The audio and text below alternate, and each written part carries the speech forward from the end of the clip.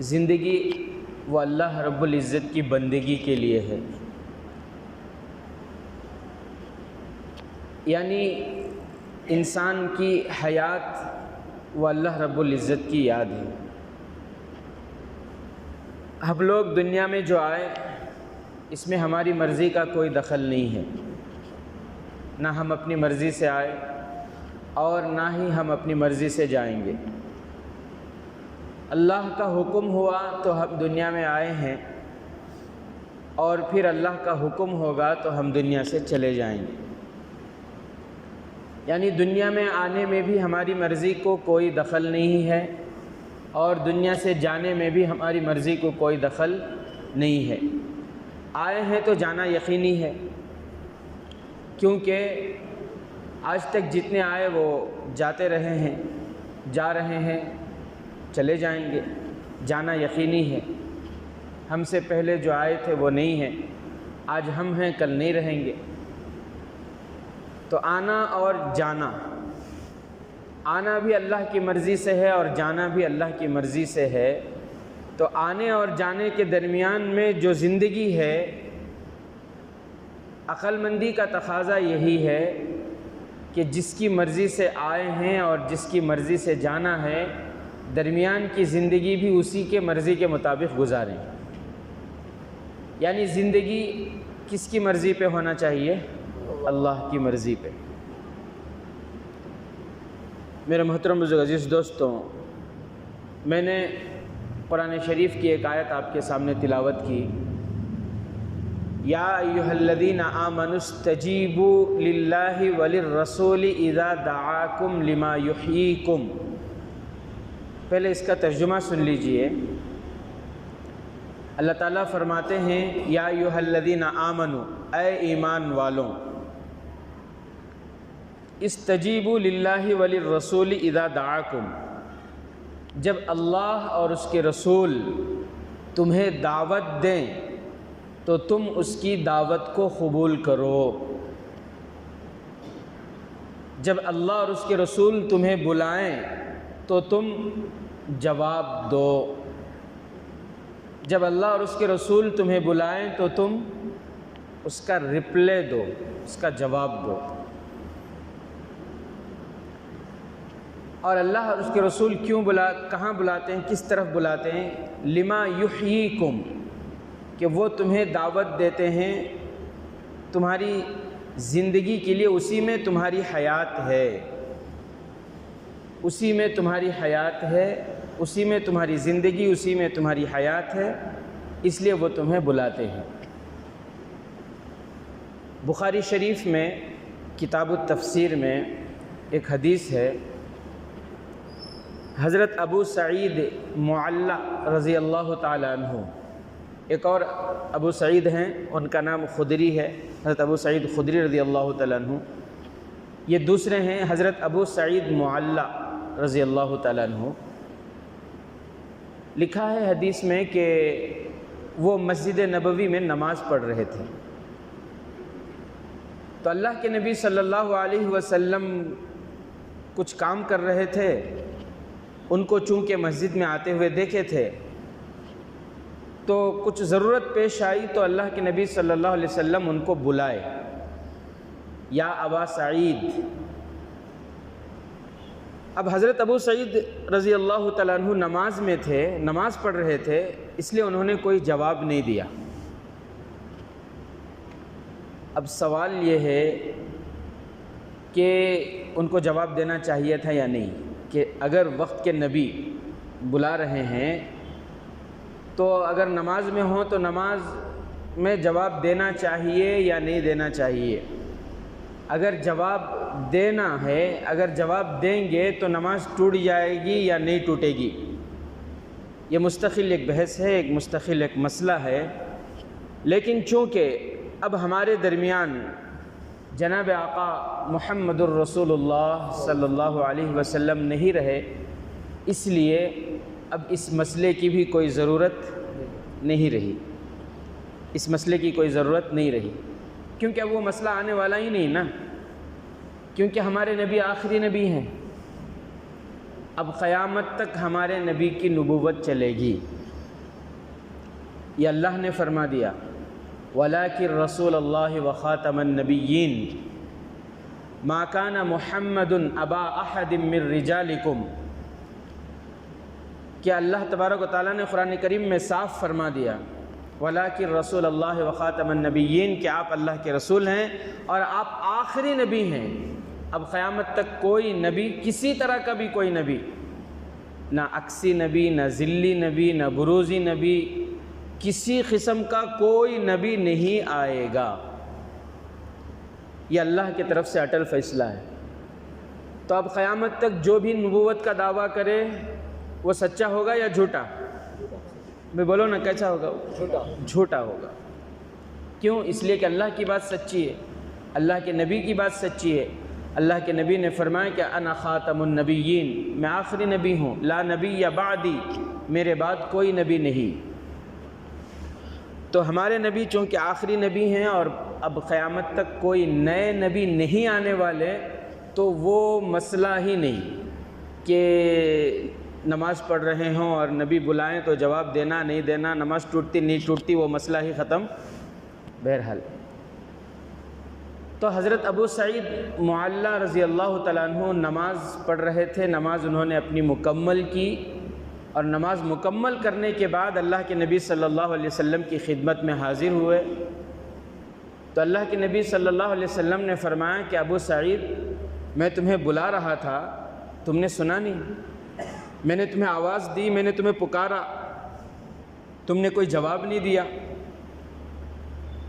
تم نے سنا نہیں، میری آواز تم تک پہنچی نہیں۔ تو حضرت ابو سعید معلّہ رضی اللہ تعالیٰ عنہ نے فرمایا کہ اللہ کے نبی، آپ کی آواز مجھ تک پہنچی تھی، لیکن چونکہ میں نماز میں تھا، میں نے نماز کی نیت باندھی تھی، میں نماز میں تھا، اس لیے میں کوئی جواب نہیں دے سکا، اس لیے میں نے آپ کی پکار کو سننے کے باوجود بھی میں نے کوئی رپلے نہیں دیا۔ تب اللہ کے نبی صلی اللہ علیہ وسلم نے فرمایا کہ ابو سعید، کیا تم نے قرآن مجید کی وہ آیت نہیں پڑھی؟ قرآن مجید میں اللہ تبارک و تعالیٰ نے فرمایا یا ایھا الذین آمنوا استجیبوا للہ وللرسول اذا دعاکم، کہ اے ایمان والوں، جب اللہ اور اس کا رسول تمہیں بلائے تو تم ان کی دعوت کو قبول کرو، تم جواب دو۔ جب اللہ اور اس کے رسول تمہیں بلائے، استجیبوا، جواب دو، اذا دعاکم، جب وہ تمہیں بلائے۔ تو اس سے یہ معلوم ہوا کہ ان کو جواب دینا چاہیے تھا۔ بہرحال مسئلہ معلوم نہیں تھا، اللہ کے نبی صلی اللہ علیہ وسلم مسئلہ بتا دیا ان کو۔ اس کے بعد اللہ کے نبی صلی اللہ علیہ وسلم نے فرمایا کہ اصل میں اس لیے بلا رہا تھا کہ تم جب مسجد نبوی سے نکلو گے تو مسجد نبوی سے نکلنے سے پہلے میں تمہیں ایک بڑی صورت بتاؤں گا، میں تمہیں ایک قیمتی صورت جو فضائل کے اعتبار سے پورے قرآن کریم میں سب سے بہترین صورت ہے، وہ صورت میں تمہیں بتاؤں گا۔ حضرت ابو سعید معلّہ رضی اللہ تعالیٰ عنہ فرماتے ہیں کہ میں بیٹھا رہا، اور پھر جب نکلنے کی باری آئی تو اللہ کے نبی صلی اللہ علیہ وسلم کے ہاتھوں میں میرا ہاتھ تھا، اور ہم دروازے کے قریب جا رہے تھے۔ مجھے شدت سے انتظار تھا کہ اللہ کے نبی بتائیں گے، اور دروازہ قریب آیا، اللہ کے نبی صلی اللہ علیہ وسلم خاموش ہیں، کچھ نہیں بتا رہے ہیں، تو میری بےتابی بڑھ گئی، اور پھر میں نے خود عرض کیا کہ اللہ کے نبی، آپ نے بتایا تھا کہ مسجد میں نکلنے سے پہلے آپ مجھے قرآن کریم کی سب سے بڑی صورت بتائیں گے، سب سے بہترین صورت آپ مجھے بتائیں گے، شاید آپ بھول رہے ہیں۔ تو اللہ کے نبی صلی اللہ علیہ وسلم نے فرمایا کہ نہیں، مجھے یاد ہے، قرآن کریم کی سب سے بہترین صورت وہ سورہ فاتحہ ہے۔ وہ کون سی صورت ہے؟ سورہ فاتحہ ہے۔ سورہ فاتحہ کے 25 سے زائد نام ہیں، ان ناموں میں سے ایک نام سورۃ الشفا بھی ہے، 7 مثانی بھی ہے۔ سورہ شفا اسی لیے بہت سے بزرگوں کی کتابوں میں ملتا ہے کہ ہر بیماری سے شفا ہے سورہ فاتحہ سے۔ انسان کو کسی بھی بدن میں درد ہو تو درد کی جگہ ہاتھ رکھ کر شروع اور آخر میں درود شریف پڑھے اور 7 مرتبہ سورہ فاتحہ پڑھ کر دم کر لے تو سورہ فاتحہ کی برکت سے اللہ تعالیٰ اس کے درد کو ختم کر دیتے ہیں۔ کسی بھی طرح کی بیماری ہو، علاج تو ہم کرتے ہیں، لیکن ان دوائیوں میں 11 مرتبہ سورہ فاتحہ پڑھ کر ہم دم کریں۔ بچے بیمار ہوتے ہیں، ان کے لیے دوائی لاتے ہیں، ہم بیمار ہوتے ہیں، ہمارے لیے دوائی آتی ہے۔ تو دوائیوں میں، دوائی کھانے سے پہلے ان دوائیوں میں بیٹھ کر شروع آخر میں درود شریف پڑھ لیں، 11 مرتبہ گن کر سورہ فاتحہ پڑھ کر دم کریں، انشاءاللہ اللہ تعالیٰ ان دواؤں میں شفا عطا فرمائیں گے۔ سورہ فاتحہ کے بہت سارے واقعات ہیں، بہت سارے، بہرحال تو اللہ کے نبی صلی اللہ علیہ وسلم نے ان سے فرمایا کہ قرآن کریم کی سب سے بہترین صورت، فضائل کے اعتبار سے سب سے بڑی صورت کون سی صورت ہے؟ سورہ فاتحہ ہے۔ تو میرے عزیز ساتھیوں،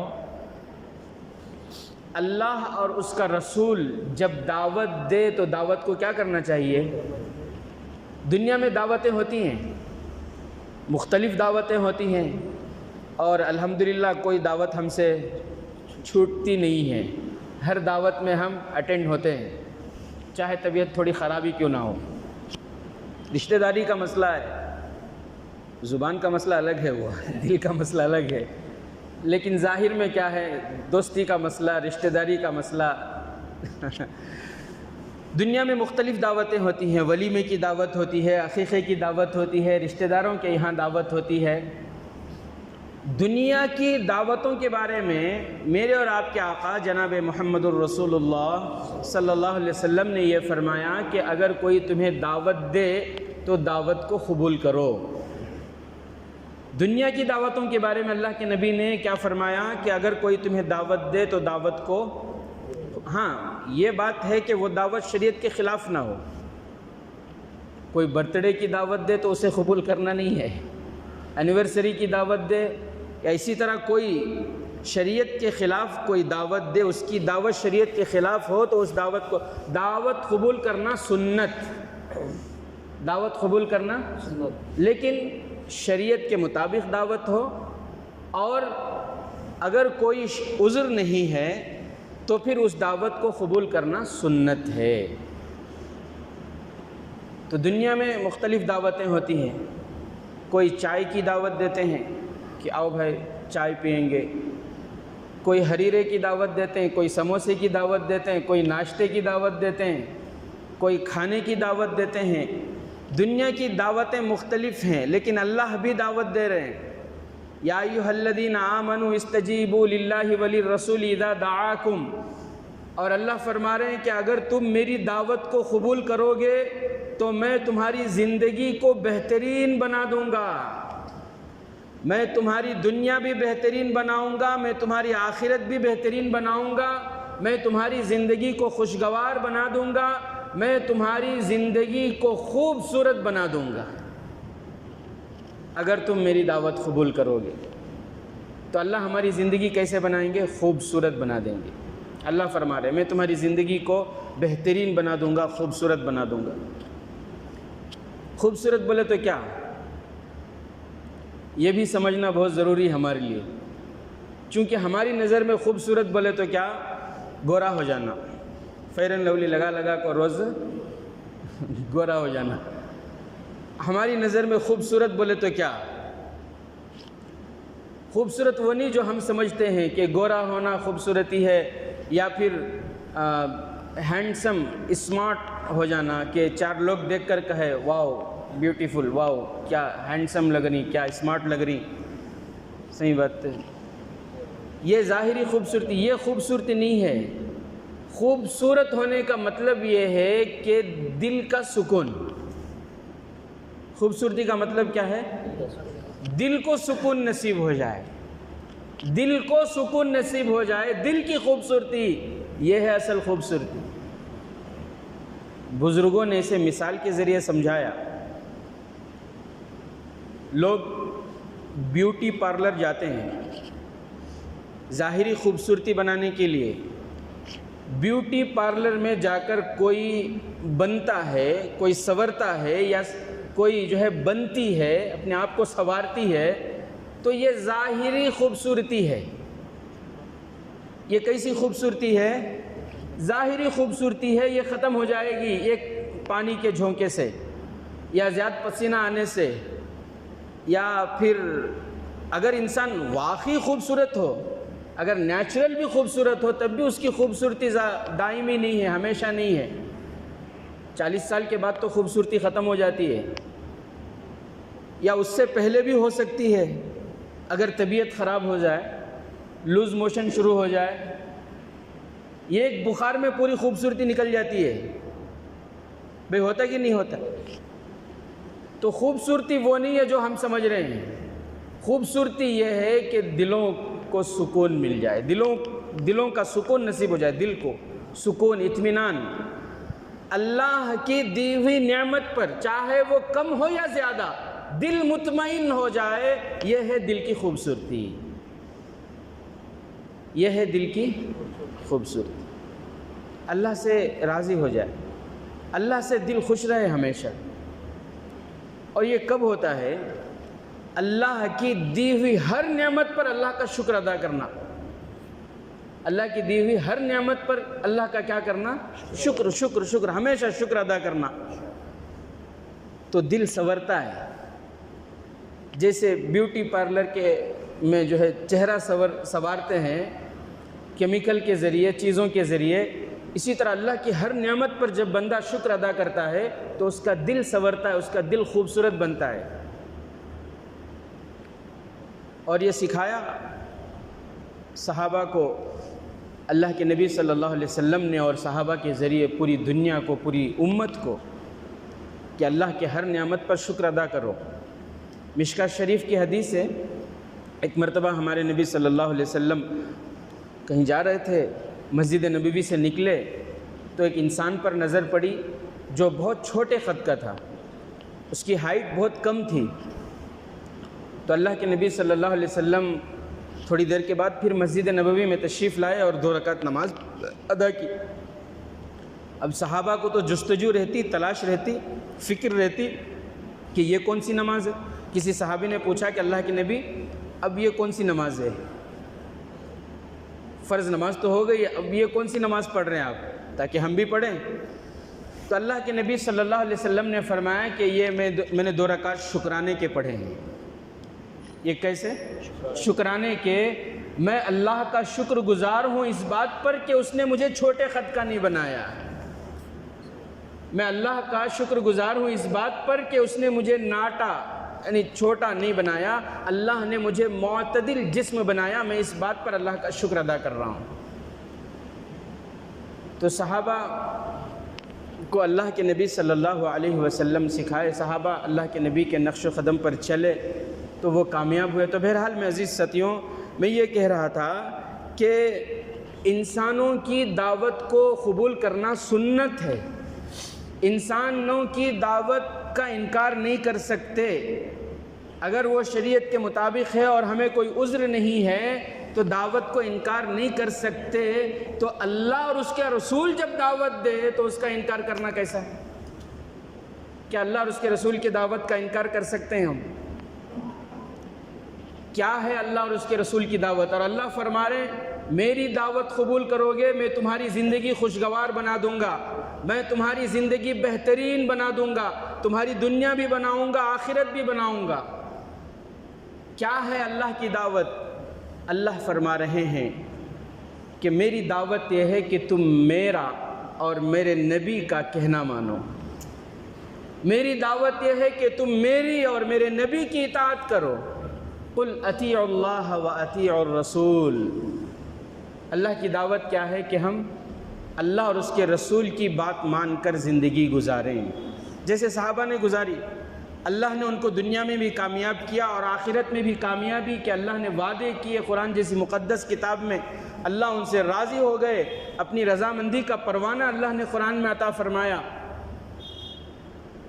تو صحابہ کامیاب ہوئے، کیسے ہوئے؟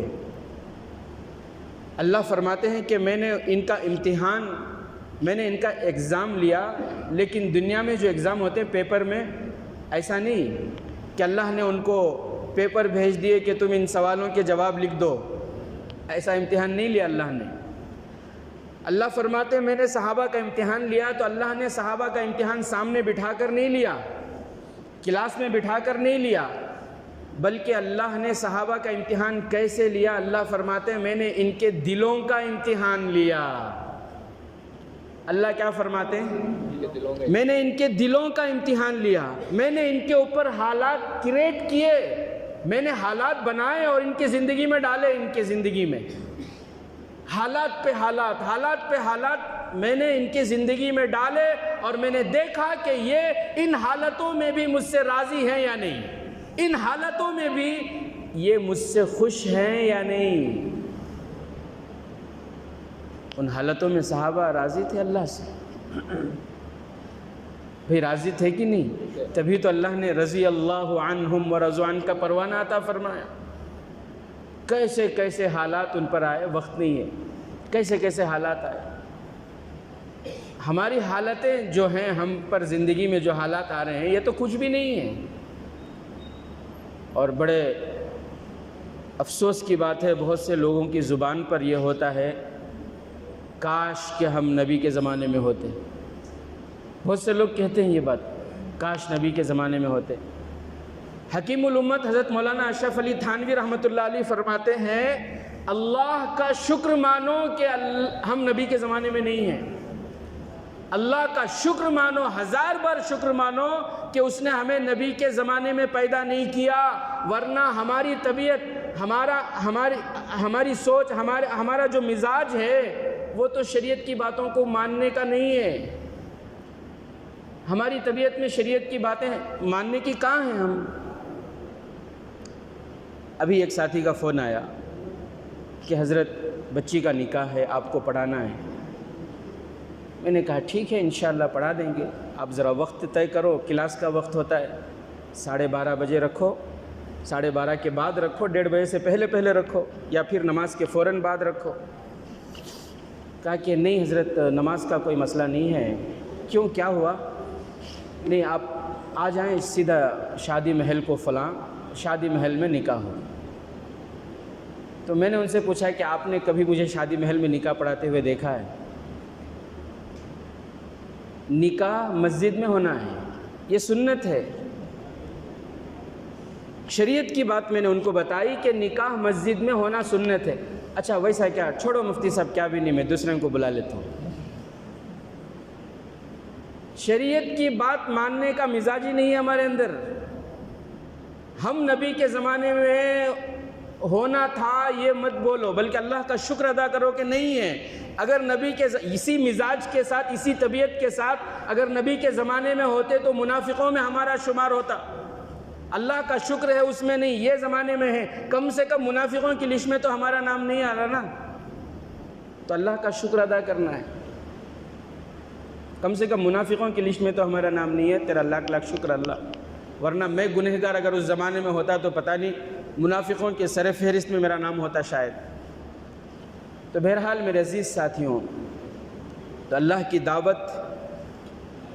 کی دعوت کو قبول کرنے میں ہی ہماری کامیابی ہے۔ اور اللہ فرما رہے ہیں میری دعوت یہ ہے کہ میرا حکم مانو، میرے نبی کی اطاعت کرو۔ قل اطیعوا اللہ و اطیعوا الرسول، اللہ کا حکم اور نبی کی اطاعت کرو، تم کامیاب ہو جاؤ گے۔ میرے عزیز ساتھیوں، دنیا کچھ بھی بولے اس سے ہمیں کیا مطلب ہے؟ بھئی دنیا والوں کا کام ہے بولنا، بولتے نہیں، کون بھی ذرا اچھا بننا شروع ہوا تو دیکھ کو اسے چھیڑتی لوگاں، سو چوہے کھا کو بلی ہچکو گئی، کیا کیا باتاں بولتی ہیں۔ اب ٹوپی جبہ سب آگا سو، اس کے پہلے کے کرتوتا ہم نے معلوم نہیں کیا۔ یہ سب شیطان کی طرف سے، وہ ان کی زبان ان کی ہوتی ہے، لیکن باتیں شیطان ان کے دل میں ڈالتا ہے۔ لوگوں کی باتوں میں کبھی نہیں آنا چاہیے۔ حضرت شیخ سعدی رحمۃ اللہ علیہ بہت بڑے اللہ کے ولی گزرے ہیں، ان کی 2 کتابیں بڑی مشہور ہیں۔ اللہ تعالیٰ نے ان کی 2 کتابوں کو بہت مقبولیت عطا فرمائی، اور اتنی مقبولیت عطا فرمائی کہ ہمارے اس علاقے میں کوئی بھی عالم ان کی 2 کتابیں پڑھے بغیر عالم نہیں بن سکتا۔ ان 2 کتابوں کے نام ہے گلستان، اور ایک کتاب کا نام ہے بوستان۔ گلستان سعدی، بوستان سعدی، بڑی زبردست کتابیں ہیں وہ۔ اور بڑی قیمتی باتیں، بڑی قیمتی مثالیں اور اپنی زندگی کے واقعات انہوں نے اس میں لکھے ہیں، جو حقیقی واقعات ہیں، بنائے ہوئے ڈپلیکیٹ یہ نہیں، فیک نہیں ہے، حقیقی ان کی زندگی میں جو واقعات پیش آئے وہ سارے واقعات، اور ان واقعات سے کیا سبق ان کو ملا، بڑی قیمتی، لیکن فارسی زبان میں ہے وہ، اردو میں بھی اس کا ٹرانسلیٹ آپ کو مل جائے گا۔ گلستان اور بوستان ان کتابوں کے نام ہیں، آپ کو موقع ملے تو آپ پڑھیں ان سے۔ تو اس میں ایک واقعہ انہوں نے لکھا ہے، وہ واقعہ بتا کے میں اپنی بات کو ختم کروں، کیونکہ آج ہماری زندگی کیسی ہوگی بولے تو شادی میں بھی کیا انہوں کیا بولتی کہ انہوں کیا بولتی کہ گھر بنانا کا تو بھی ہمیں ماحول کیا ہے، سماج کیا ہے، بھائی کیا بول رہی ہیں، بڑے بھائی کیا بول رہی ہیں، چھوٹے بھائی کیا بول رہی ہیں، بھانا کی چاہت کیا ہے، رشتہ داراں کی چاہت کیا ہے، لوگوں کی چاہتوں پر ہماری زندگی ہو گئی ہے۔ ہماری زندگی کیسی ہو گئی؟ لوگوں کی چاہتوں پر۔ میں فلاں کام کے لائق ہوں لیکن پھر بھی نہیں جا رہا ہوں، کئی کو بولے تو میں وہ کام کرا تو میرے دوستہ مجھے کیا بولتے ہیں کہ نہ بھئی وہ کام میرے اللہ کو پسند ہے یا نہیں ہے وہ نہیں دیکھ رہا ہوں، میں کیا دیکھ رہا ہوں، میرے دوستہ میں میری کیا عزت رہتی ہے، میرے خاندان میں کیا عزت رہتی ہے، ملنے جلنے والے مجھے کیا سمجھتے ہیں کہ نہ، کیا بولتے ہیں کہ نہ، میں ایسا کرا تو انہوں ناراض ہو جاتی ہیں، انہوں ناراض، یہ پوری زندگی ہماری یہ چھوڑی ہے۔ شیخ سعدی رحمۃ اللہ علیہ مثال دینے میں بڑے ماہر تھے، تو وہ ایک واقعہ لکھتے ہیں کہ ایک شخص تھا، وہ خچر بیچنے جا رہا تھا، ایک صاحب تھے، وہ اپنا خچر بیچنے جا رہے تھے، ان کے ساتھ ان کا چھوٹا بچہ بھی ساتھ میں تھا۔ باپ بیٹے دونوں خچر کو لے کر خچر کے بازار کی طرف جا رہے ہیں خچر بیچنے کے لیے۔ واقعہ مشہور ہے، آپ سب جانتے ہیں، پھر بھی میں ایک مرتبہ سناؤں تاکہ سبق جو ہے وہ تازہ ہو جائے۔ جا رہے تھے، ایک کنویں کے پاس کچھ عورتیں تھیں، پانی بھر رہی تھیں، انہوں نے دیکھا تو کہنے لگی وہ عورتیں کیسے بیوقوف ہیں، دیکھو دنیا میں کیسے کیسے بیوقوف رہتے ہیں، سواری موجود ہے پھر بھی دونوں پیدل چل رہے ہیں۔ عورتوں نے کیا کہا، کیسے کیسے بیوقوف ہیں، سواری موجود ہے پھر بھی پیدل چل رہے ہیں۔ اب دونوں کیا کیے، باپ بیٹے دونوں خچر پر سوار ہو گئے، چل رہے تھے، جاتے جاتے ایک چوراہے پر ایک سرکل میں کچھ لوگ بیٹھے ہوئے گپ شپ کر رہے تھے۔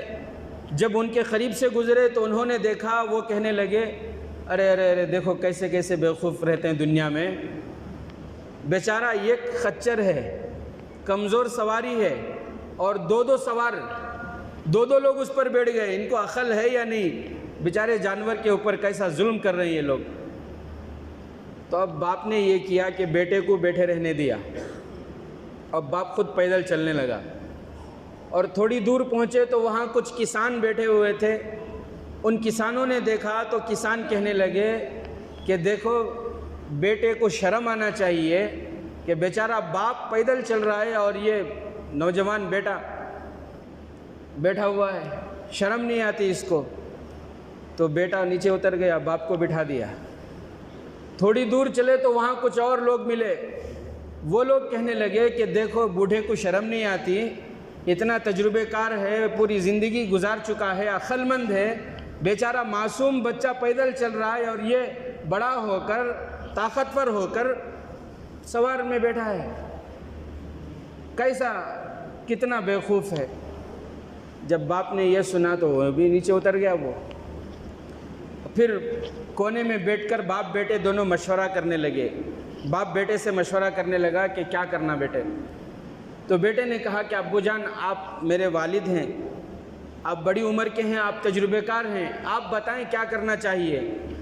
تو باپ نے کہا کہ بیٹا میری زندگی کا تجربہ یہ ہے، میری پوری زندگی کا تجربہ یہ ہے، جتنے منہ اتنی باتیں، جتنے منہ اتنی بات، اس لیے ہم کو وہی کرنا ہے جو صحیح ہے، لوگوں کے کہنے دو جو کہتے ہیں۔ اس واقعے کو لکھنے کے بعد حضرت شیخ سعدی رحمۃ اللہ علیہ ایک نتیجہ نکالتے ہیں، نتیجہ یہ نکالتے ہیں کہ لوگوں کا کام ہے کہنا، کہنے دو لوگوں کو جو وہ کہہ رہے ہیں، ہمیں وہ کرنا ہے جو اللہ جس سے راضی ہو، اللہ جس سے راضی ہو، اللہ جو کرنے کو کہے وہ ہمیں کرنا ہے۔ لوگوں کے حساب سے اگر چلیں گے تو لوگوں کی چاہتیں تو الگ الگ ہیں، لوگوں کی چاہتیں الگ ہیں۔ کوئی یہ چاہتے ہیں کہ دونوں بیٹھ کر جائے، کوئی یہ چاہتے ہیں کہ کوئی ایک بیٹھ کر جائے، کوئی یہ چاہتے ہیں کہ بیٹھے تو فلاں بیٹھے فلاں نہ بیٹھے، فلاں بیٹھے تو فلاں نہ بیٹھے۔ لوگوں کی چاہتیں الگ ہیں، اس لیے لوگوں کی چاہتوں کو چھوڑو، اللہ کی چاہت کو دیکھو کہ اللہ کیا چاہتا ہے۔ ایک اللہ کو راضی کر لو، وہ سب کو خوش کر دے گا، وہ سب کو راضی کر لے گا۔ مشکل ہے نا، پریشانی ہے نا۔ باپ نے بیٹے سے یہی کہا کہ بیٹھیں، دونوں بیٹھیں تو بھی مصیبت، تم بیٹھو تو مصیبت، میں بیٹھوں تو مصیبت، ہم دونوں نہ بیٹھیں تو بھی مصیبت، آخر کرے تو کرے کیا؟ تو شیخ سعدی رحمۃ اللہ علیہ اس واقعے کو لکھنے کے بعد لکھتے ہیں کہ بس ایک اللہ کو راضی کر لو، ایک اللہ کو راضی کر لو، کامیاب ہو جاؤ گے۔ اگر لوگوں کو راضی کرنے جاؤ گے، لوگوں کو راضی، چچا کو راضی کر لوں، دادی کو راضی کر لوں، نانی کو راضی کر لوں، ساس والوں کو راضی کر لوں، دوستوں کو راضی کر لوں، لوگوں کو راضی کرنے جاؤ گے، لوگ کبھی تم سے راضی، سارے لوگوں کو تم کبھی بھی خوش نہیں کر سکتے، سارے لوگوں کو تم کبھی بھی راضی نہیں کر سکتے۔ یہ بات لکھ کر رکھ لیں، ایک اللہ کو راضی کر لو۔ اگر ایک اللہ ہم سے راضی ہے، پوری دنیا ناراض ہو جائے تب بھی ہم کامیاب ہیں۔ اگر پوری دنیا کو ہم خوش کر لیں، پوری دنیا کو ہم راضی کر لیں، پوری دنیا میں ہمارے نعرے لگنے لگیں زندہ باد زندہ باد زندہ باد کے، اگر ایک اللہ کو ہم نے ناراض کر دیا تو پوری دنیا والوں کے نعرے، پوری دنیا والوں کی رضامندی، پوری دنیا والوں کا خوش ہونا، یہ ہمیں کامیاب نہیں کر سکتا۔ کیوں؟ اس لیے کہ اللہ ناراض ہے، تو اللہ کو راضی کرنا ہے۔ اللہ جن کاموں سے راضی ہوتا ہے ان کاموں کو کرنا ہے۔ اللہ تعالی ہم تمام کو عمل کی توفیق نصیب فرمائے۔